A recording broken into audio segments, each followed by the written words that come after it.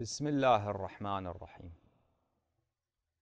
کیا تراویح کی نماز عبادت خدا ہے یا ایک بدعت ہے، ایک گناہ ہے؟ زید بن ثابت کی روایت سے جو صحیح روایت ہے اس کے روح سے بطلان تراویح اور اس کے بدعت ہونے کے دلیل میں دوسری جو دلیل ہے وہ یہ ہے معزز ناظرین کہ رسول اللہ صلی اللہ علیہ وآلہ وسلم نے جب ان لوگوں کو دیکھا ہے کہ وہ ان کے پیچھے نماز پڑھنا شروع کیا ہے تو رسول پاک صلی اللہ علیہ وآلہ وسلم نے اس جماعت کے بطلان کا حکم اس طرح دیا کہ امام جماعت ہونے کے ناطے سے انہوں نے خود ہی جماعت کو توڑ دیا، یعنی بیٹھ گئے اور پھر کھڑے نہیں ہو گئے، اور اس کی مثال کہیں بھی آپ کو دنیا میں نہیں ملتی، اور اس سے بڑی توہین اس جماعت کی آپ تصور بھی نہیں کر سکتے۔ کتاب بخاری جلد اول چاپ ادارہ اسلامیات پاکستان، حدیث آپ کو پہلے پڑھ کے سنا چکے ہیں، اس میں ملاحظہ فرمائیے صفحہ نمبر 387 میں، حدیث نمبر 692 میں زید بن ثابت نے کہا کہ انہوں نے چٹائی کا ایک کمرہ بنا دیا اور اس میں چند شب آپ نے نماز پڑھی صلی اللہ علیہ وآلہ وسلم۔ آپ اس کا علم صلی اللہ علیہ وآلہ وسلم آپ کے اصحاب کو ہو گیا، اس لیے انہوں نے آپ کی نماز کی اقتداء کی۔ صحابہ کو پتہ چل گیا کہ رسول اللہ صلی اللہ علیہ وآلہ وسلم اپنے کمرے میں جو انہوں نے چٹائی سے مسجد میں بنایا ہے نماز نوافل فرادہ پڑھ رہے ہیں، تو جب ان کو پتہ چل گیا تو صحابہ نے کیا حرکت کی؟ انہوں نے آپ کی نماز کی اقتداء کی، یعنی پیچھے انہوں نے صف بنائے کس چیز کے؟ نماز جماعت کے، اور اقتداء شروع کی۔ مگر جب آپ کو ان کا علم ہوا تو بیٹھ رہے کا مطلب کیا ہے؟ یعنی بیٹھ گئے اور پھر کھڑے نہیں ہو گئے۔ جوں ہی سرکار رسالت میں آپ صلی اللہ علیہ وآلہ وسلم کو پتہ چلا ہے کہ ان لوگوں نے تو یہاں پہ ایک نئی نماز شروع کی ہے کہ نافلے کو جماعت کے ساتھ، تو بیٹھ رہے پھر کھڑے نہیں ہو گئے۔ تو میرے معزز ناظرین، اگر واقعاً نماز تراویح سنت ہوتی، نزد خداوند متعال باعث رضا ہوتا، اور یہ صحابہ بھی خدا کی عبادت کر رہے ہیں، تو اس طرح توہین عبادت اور اس طرح اس کار خیر میں اس طرح ان کو کار خیر کو توڑ دینا کہ یہ لوگ اس طرح ان کی توہین بھی ہو جائے اور اس طرح ان کی جماعت باطل بھی ہو جائے، یہ نبی کریم صلی اللہ علیہ وآلہ وسلم سے کیسے ممکن ہو سکتا ہے؟ کیا یہ کوئی تصور کر سکتا ہے کہ رسول اللہ صلی اللہ علیہ وآلہ وسلم لوگوں کو خدا کی عبادت کرتے ہوئے ان کی توہین کر دے، ان کی جماعت ہی باطل کرا دے؟ یہ ہو ہی نہیں سکتا۔ تو پتہ یہ چلا کہ وہ نماز خدا کی عبادت نہیں تھی۔ صحابہ جو چاہے وہ بظاہر نماز ہی ہو، جب سنت نہ ہو، بدعت ہو، تو وہ عبادت شیطان ہوتا ہے، عبادت پروردگار عالم نہیں ہوتا، کیونکہ اگر اس سے پیغمبر اکرم صلی اللہ علیہ وآلہ وسلم راضی ہوتے تو اس کی امامت کرنے سے وہ ابا نہیں کرتے، اس جماعت کو باطل نہیں کرتے بیٹھ جانے کی صورت میں۔ انہوں نے اس امامت سے ابا کی ہے، اس جماعت کے جزء ہونے سے انہوں نے صلی اللہ علیہ وآلہ وسلم نے انکار کیا ہے، اور اس جماعت کی آپ صلی اللہ علیہ وآلہ وسلم خود نے ابطال کیا ہے۔ تو لعنت ہو ایسی نماز پر جس کا جزء بننے سے حضرت محمد مصطفیٰ صلی اللہ علیہ وآلہ وسلم نے انکار کیا ہے۔ لعنت ہو ایسی نماز پر جس کو پہلی مرتبہ خود رسول اللہ صلی اللہ علیہ وآلہ وسلم نے ابطال کیا ہے۔ لعنت ہو ایسی جماعت پر جس کا جزء بننے سے رسول پاک صلی اللہ علیہ وآلہ وسلم نے انکار کیا ہے، جو راضی نہیں ہوئے کہ ایسے نماز کا جزء بنے، اور اگر ایسے نماز جس کا جزء بننے سے رسول اللہ صلی اللہ علیہ وآلہ وسلم راضی نہیں ہیں اور اس کو باطل کرتے ہیں، وہ خدا کے نزدیک بھی باطل ہے، وہ خدا کے نزدیک بھی باعث غضب پروردگار عالم ہے، وہ پروردگار عالم کے پاس بھی مرضی نہیں ہے، سبب رضا نہیں ہے۔ یہ ہو ہی نہیں سکتا کہ ایک چیز خدا کے نزدیک محبوب ہو اور حبیب اور وہ بھی عبادت، اور رسول پاک صلی اللہ علیہ وآلہ وسلم اس کام میں رکاوٹ ڈالنے کی کوشش کریں. یہ کیسے ہو سکتا ہے؟ یہ وہ شخص کہہ سکتا ہے جو معتقد برسالت نبی کریم صلی اللہ علیہ وآلہ وسلم نہ ہو. فلما علم بهم جعل يقعد فخرج الیہم، پھر صبح ان کے پاس تشریف لائے. صبح یہاں پہ صبح نہیں ہے، دیکھیں فخرج الیہم، جھونپڑی میں تھے یعنی کمرے چٹائی کا جو کمرہ تھا اس سے نکل گئے. ظاہر ہی کہ اس سے نکل گئے، صبح کو انہوں نے ملا دیا اس میں، صبح اس میں نہیں ہے، چلے صبح. اور فرمایا میں نے تمہارا فعل دیکھا، اسے سمجھ لیا، میں نے دیکھا کہ تم نے کیا کیا ہے. اب معزز ناظرین، اگر وہ کوئی اچھا کام کرتے، اگر کوئی شخص اچھا کام کرتا ہے تو آپ اس کو کہتے ہیں میں نے دیکھا آپ نے کیا کیا ہے، تو یہ تحسین کے لیے ہے. اگر کوئی برا کام کرتا ہے تو آپ کہیں گے مجھے پتہ ہے کہ آپ نے کیا حرکت کی ہے، تو یہ نہایت ہی مذمت کے لیے، نہایت ہی توبیخ کے لیے، ڈانٹ کی بات ہے. یہاں پہ رسول پاک صلی اللہ علیہ وآلہ وسلم کس وجہ سے کہہ رہے ہیں؟ اگر تحسین کی بات ہوتی تو آپ نے خود اس نماز کو کیوں، اگر اچھا کام کیا انہوں نے تو آپ نے کیوں خود اس کے جزو بننے سے انکار کیا ہے؟ رسول پاک صلی اللہ علیہ وآلہ وسلم اگر یہ واقعاً اچھا کام ہوتا، خیر کا کام ہوتا، خود رسول پاک صلی اللہ علیہ وآلہ وسلم حکم دیتے، پھر اس کا جزو بننے سے انکار نہ کرتے صلی اللہ علیہ وآلہ وسلم. عمر یہ کہیں گے کہ بھئی رسول پاک صلی اللہ علیہ وآلہ وسلم نے تراویح اس لیے نہیں پڑھائی کہ وہ واجب بن جاتا، اگر واجب بن جاتا تو پھر لوگ اس سے عاجز ہو جاتے، لوگ گناہگار ہوتے، کیونکہ ایک ایسی چیز ان پہ واجب ہو جاتی جسے وہ ادا نہیں کر سکتے ہمیشہ.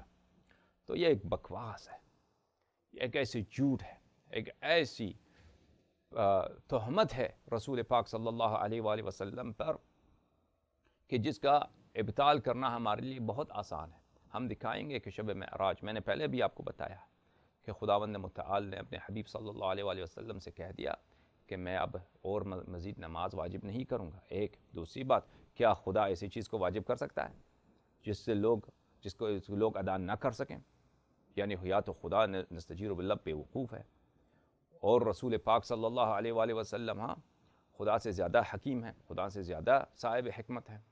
یہ ہو سکتا ہے کہ خدا مجھے پتہ ہے، میں خدا کو پتہ ہے میں اڑ نہیں سکتا، ٹھیک ہے نا، خدا مجھ پہ واجب کرے کہ میں اڑ جاؤں فضا میں، تو یہ تو مجھ پہ ظلم ہے. یہ خدا کی بھی ایسی بے وقوفی ہے نستجیر باللہ کہ مجھ پہ ایسی چیز وہ حکم دے. یا مثلا ایسی چیز جو میرے لیے بہت باعث مشقت ہو، مثلا میں چھت سے چھلانگ تو لگا سکتا ہوں 1 مرتبہ 2 مرتبہ 3 مرتبہ، لیکن بالآخر میں ادھر نیچے فرش بھی بچھا دوں تو میرے ٹانگوں میں درد ہو جائے گا. بالآخر 1 ہفتہ 2 ہفتوں کے بعد میں ناتواں ہو جاؤں گا، میرے پیر، میرے گھٹنے، میرے کمر میں شدید درد ہو جائے گی.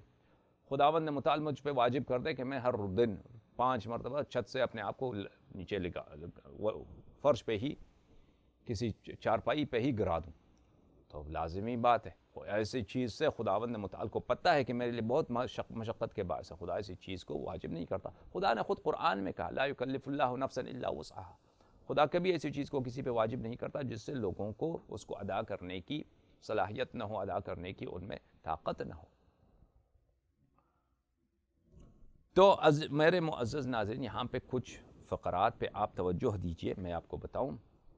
ان کے پاس تشریف لائے اور ان سے کہا کہ میں صبح کوئی نہیں اس میں، جعل یقعد فخرج الیہم، اور آپ نے دیکھا کہ کتاب مستخرج ابی عوانہ میں ہے 4 سندوں کے ساتھ روایت کی، فلم یخرج، اپنے جھونپڑے سے نکلے بھی نہیں، اور جھونپڑے ہی سے انہوں نے آواز دی ہوگی صلی اللہ علیہ وآلہ وسلم. معزز ناظرین فرمائیے، دیکھیے مسند ابی عوانہ ہم پہلے آپ کو دکھا چکے ہیں، نہایت اختصار کے ساتھ دوبارہ دکھاتے ہیں. 4 اسانید کے ساتھ فلما علم بهم جعل يقعد فلم يخرج الیہم، نکلے ہی نہیں، اسی جھونپڑی ہی سے انہوں نے آواز دی ہوگی صلی اللہ علیہ وسلم. اچھا، میں نے دیکھا کہ تمہاری کیا حرکت ہے. تو میرے معزز ناظرین، اصل بات یہ ہے، دوسری ہماری جو دلیل ہے وہ اس بات پہ ہے کہ رسول پاک صلی اللہ علیہ وآلہ وسلم نے جب ان سے کو دیکھا کہ یہ لوگ ان کے پیچھے نماز پڑھنے کی کوشش کر رہے ہیں تو وہ بیٹھ گئے. کس لیے بیٹھ گئے میرے معزز ناظرین؟ کس لیے بیٹھ گئے؟ کسی کا آپ نے دیکھا ہے امام جماعت نماز کے دوران ہی، جس نماز کو بھلی وہ مثلاً کسی کو کوئی پیش نماز بن جاتا ہے تو وہ بڑا خوش بھی ہو جاتا ہے کہ چلو اس مسجد میں پیش نماز بن گیا، ٹھیک ہے نا. نماز کے دوران ہی وہ بیٹھ جائے بھائی، لوگ ادھر منتظر ہیں کہ بھئی کب یہ کھڑا ہو جائے گا، یہ رکوع کرے، سجود کرے، ہم اقتدا کریں. لیکن وہ بیٹھ گیا، امام جماعت ہی بیٹھ گیا. میرے معزز ناظرین، اس جماعت کی ابتدا نہ تو رسول پاک صلی اللہ علیہ وسلم سے حکم سے تھی، اور جب انہوں نے دیکھا کہ یہ لوگ بغیر ان کے اجازت کے، بغیر ان کے فرمان کے، بغیر ان کے سنت کے پیچھے آ کے انہوں نے جماعت بنا دی ہے، تو یہ ایک بہت بڑی بے عزتی کی ان کی رسول پاک صلی اللہ علیہ وسلم نے. سب کے سامنے علی العلان انہوں نے پبلک ہیملیشن ایسی کی، ایسے سر علن ان لوگوں کی ایسی بے عزتی کی کہ وہ بڑے خوش ہو کے بھئی وہ کہ ہم نبی کریم صلی اللہ علیہ وسلم کو ایک نماز سکھاتے ہیں، روز تو وہ ہمیں نماز سکھاتے ہیں، چلے ہم بھی ان کو ایک جماعت سکھائیں تراویح، کہ وہ اتنے وعدے دیتے ہیں کہ رمضان میں نماز پڑھنے کے اتنے فائدے ہیں، تو چلو ان کو جماعت کراتے ہیں. یہ زبردستی جنہوں نے رسول پاک صلی اللہ علیہ وسلم سے تراویح پڑھنے کی کوشش کی ہے، ان کی ایسی بے عزتی فل بے عزتی کہ رسول پاک صلی اللہ علیہ وسلم جو ہی پتہ چلا کہ یہ مردود لوگ ان کے پیچھے نماز پڑھ رہے ہیں تو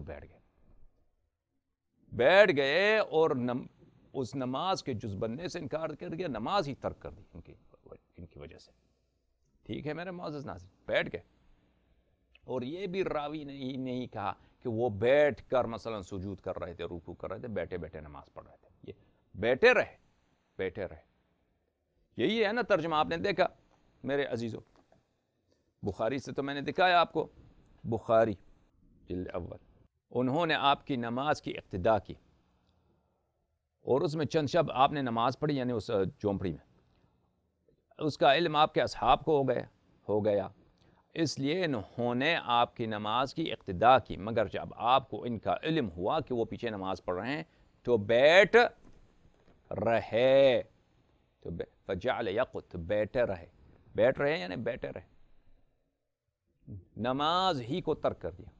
تو میرے معزز ناظرین، یہ واضح و آشکار ہے کہ رسول اللہ صلی اللہ علیہ وسلم نے ان لوگوں کی بڑی سخت، اس طرح سے بہت سخت بے عزتی کی، اور اس جماعت کا ابطال کیا، اور خود اس جماعت کے جزو بننے سے انہوں نے ابا کیا، اور یہ ظاہر کی کہ یہ ان کے نزدیک رسول اللہ صلی اللہ علیہ وسلم اس جماعت سے راضی نہیں ہے. اگر راضی ہوتے تو خدا کی عبادت ہے وہ ادامہ دیتے. اور جو نماز سے رسول اللہ صلی اللہ علیہ وسلم راضی نہیں ہے، خدا بھی اس سے راضی نہیں ہے. اور جس نماز سے نہ اللہ کے رسول اور نہ خود خداوند متعال راضی ہے، وہ خدا کی عبادت نہیں ہے، وہ شیطان کی عبادت ہے. تو پتہ یہ چلا تراویح شیطان کی عبادت ہے، نہ کہ خدا کی عبادت ہے.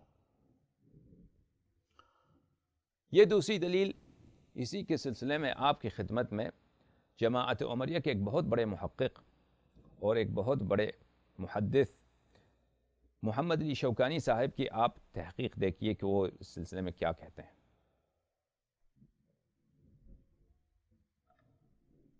نیل الاوطار من اسرار منتقى الاخبار، تألیف محمد بن علی الشوکانی، الجزء الخامس، طبع دار ابن الجوزی.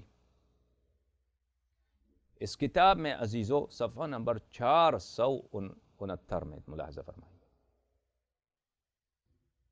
اسی کتاب میں حدیث نمبر 1060، وہی روایت جو بخاری سے میں ہے اسی کو روایت کی ہے. فلما علم بهم جعل یقوت، جب رسول پاک صلی اللہ علیہ وسلم کو پتہ چلا ہے کہ پیچھے صحابہ نے صفیں بچا دی ہیں جماعت کی، تو بیٹھ گئے نماز ہی کے دوران بیٹھ گئے اور بیٹھے ہی رہے صلی اللہ علیہ وسلم. اس کا مطلب کیا ہے؟ اس کی شرح میں مصنف کہتے ہیں اگلے صفحے میں، ملاحظہ فرمائیے. جعل یقود ان یصلی من قعود لئلا یراہ الناس فیعتموا بہ. رسول پاک صلی اللہ علیہ وسلم بیٹھ گئے اور بیٹھے نماز پڑھتے رہے. لیکن یہ جو انہوں نے یہ فقرہ بیچ میں اضافہ کیا ہے کہ بیٹھے بیٹھے نماز پڑھتے رہے، یہ تو حدیث میں نہیں ہے. اور یہ خود شوکانی وہاں پہ شاہد حال نہیں ہے کہ ان کی کوئی روایت، اپنی روایت میں تو یہ ہے نہیں، انہوں نے اپنے سے ملا دیا ہے. رسول پاک صلی اللہ علیہ وسلم بیٹھے رہے. بہرحال چاہے وہ بیٹھ کے نماز پڑھتے رہے یا بیٹھے رہے، کس لیے بیٹھ گئے؟ یہ خود اعتراف کرتا ہے، بہت بڑا محدث ہے ان کا.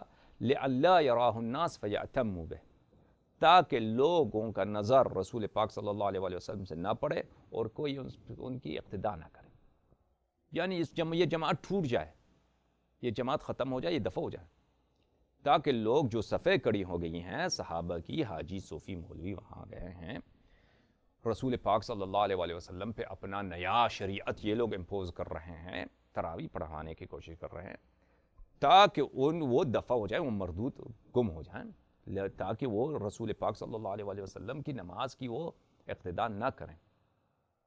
اور یہی ہے حقیقت کہ آپ نماز پڑھ رہے ہیں، کوئی پیچھے مثلا آپ کا اقتداء کیا، آپ بیٹھ گئے، نماز پڑھنا چھوڑ دیں، تو واضح ہے اسی لیے کیا ہے نا کہ وہ لوگ نماز ادامہ نہ دیں۔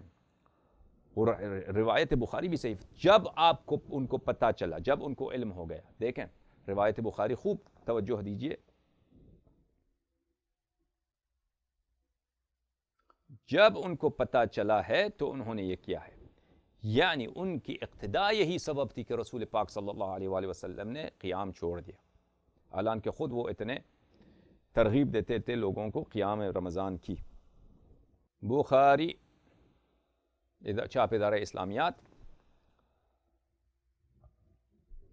زید بن ثابت نے کہا ہے کہ رسول اللہ صلی اللہ علیہ وآلہ وسلم نے رمضان میں ایک حجرہ بنایا تھا، اچھا، اور اس میں چند شب آپ نے صلی اللہ علیہ وآلہ وسلم نے نماز پڑھی، اس کا علم آپ کے اصحاب کو ہو گیا، اس لیے انہوں نے آپ صلی اللہ علیہ وآلہ وسلم کی نماز کی اقتداء کی، مگر جب آپ صلی اللہ علیہ وآلہ وسلم کو ان کا علم ہو گیا تو بیٹھ گئے۔ تو کیوں نماز شب جس کی وہ اتنی ترغیب دیتے تھے، رسول پاک صلی اللہ علیہ وآلہ وسلم قیام شب کو چھوڑ دی؟ اس لیے کہ صحابہ نے جماعت شروع کر دی، تو پتہ چلا کہ اس میں علت و معلول، ہاں، سبب اور مسبب کا رابطہ ہے، صحابہ کی اقتداء اور رسول پاک صلی اللہ علیہ وآلہ وسلم کا ترک نماز کرنا، کہ اتنی ان کے فعل سے ناراض حبیب خدا صلی اللہ علیہ وآلہ وسلم کہ وہ عبادت ہی چھوڑ دی، بیٹھ گئے، اور اس رسول پاک صلی اللہ علیہ وآلہ وسلم نے اس طرح ان کی جماعت کی ابطال کی اور خط بطلان کھینچ دیا ان کے اس عمل پر، اور تراویح کے ابد الابد تک، یوم قیامت تک اس کی بطلان کی انہوں نے ثبوت دی صلی اللہ علیہ وآلہ وسلم۔ میرے عزیزوں، یہ دوسری دلیل تھی جو آپ کی خدمت میں ہم نے کتاب بخاری کے اس حدیث سے استخراج کر کے آپ کو پیش کیا ہے۔ تیسری دلیل کیا ہے؟ تراویح کی بدعت ہونے کی، انشاءاللہ تبارک و تعالی وہ تیسری تقریر میں آپ کو اگلی تقریر میں آپ کی خدمت میں پیش کیا جائے گا بإذن الہی۔ اللہم صلی علی محمد و آل محمد یا علی مدد۔